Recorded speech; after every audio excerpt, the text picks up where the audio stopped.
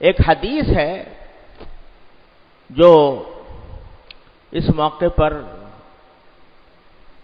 ضرور یاد کرنی چاہیے، اور وہ عجیب و غریب قسم کی اس میں عجیب و غریب قسم کا واقعہ ہے کہ نبی کریم سرور دو عالم صلی اللہ علیہ وسلم جمعہ کے دن خطبہ دینے کے لیے ممبر کی طرف تشریف لے گئے۔ تو جب ممبر پر کہ پہلی سیڑھی پر چڑھے تو آپ نے فرمایا آمین، پھر دوسری سیڑھی پر چڑھے تو فرمایا آمین، پھر تیسری سیڑھی پر چڑھے تو تیسری بار فرمایا آمین۔ صحابہ کرام یہ منظر دیکھ رہے تھے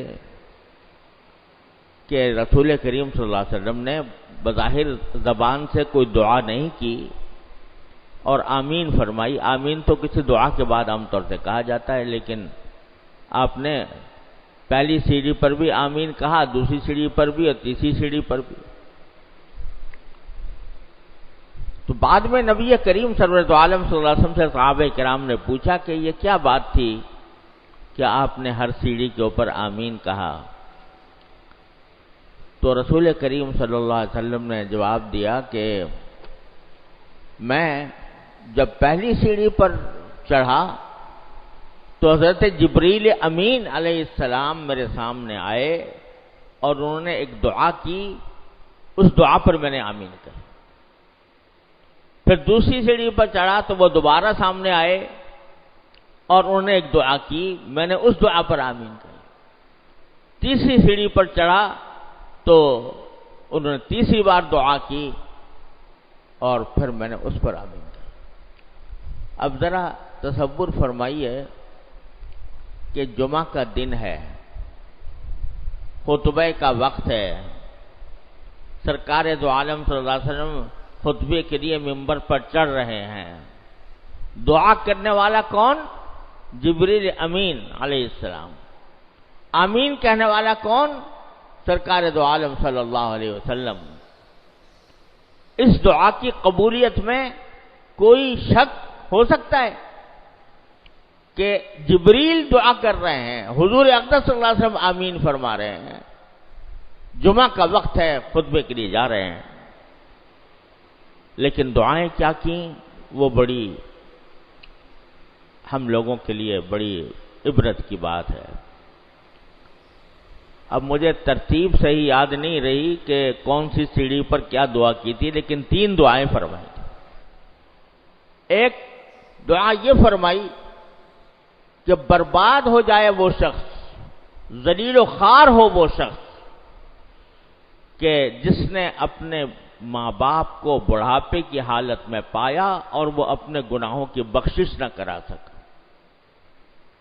ماں باپ کو بڑھاپے کی حالت میں پا کر مغفرت نہ کرا سکے تو اس کے بارے میں فرمایا کہ وہ برباد ہو جائے، وہ اللہ تبارک و تعالیٰ اس کو ذلیل کرے۔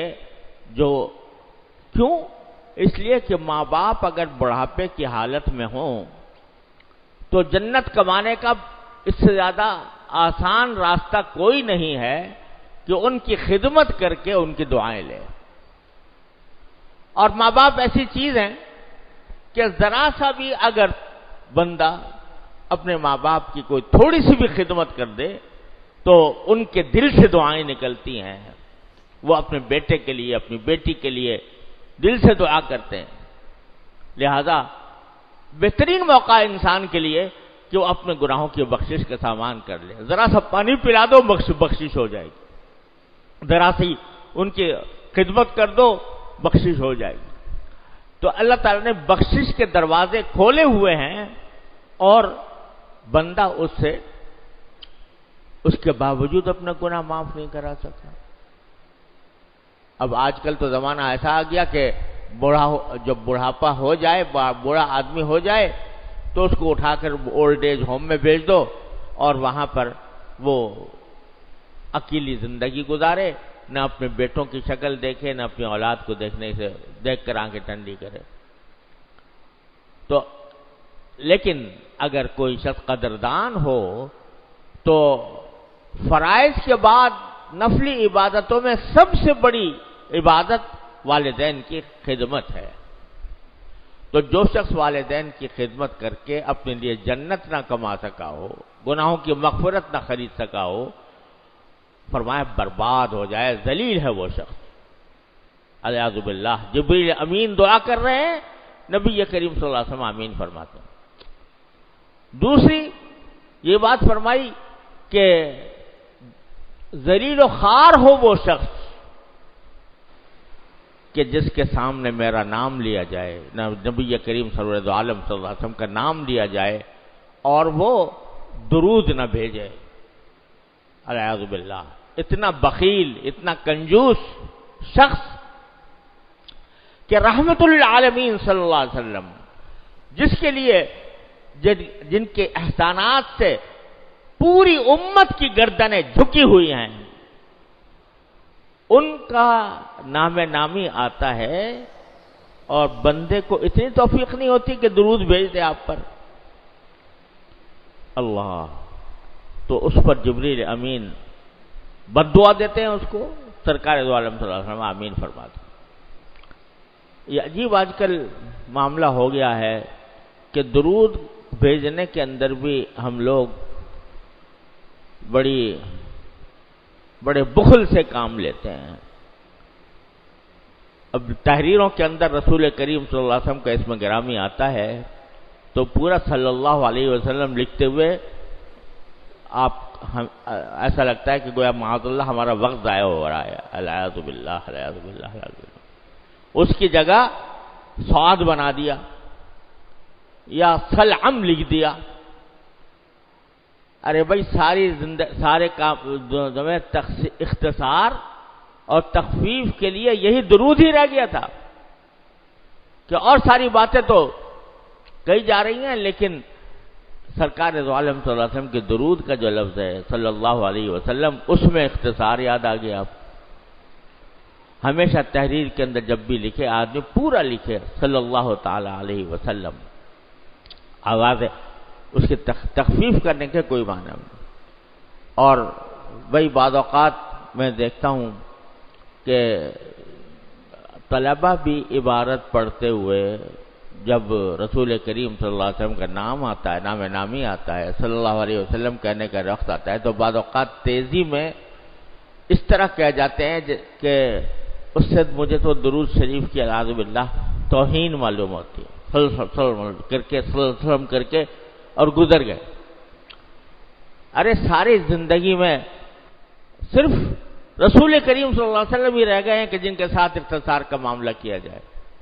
پورا درود شریف پڑھنا چاہیے صلی اللہ علیہ وسلم،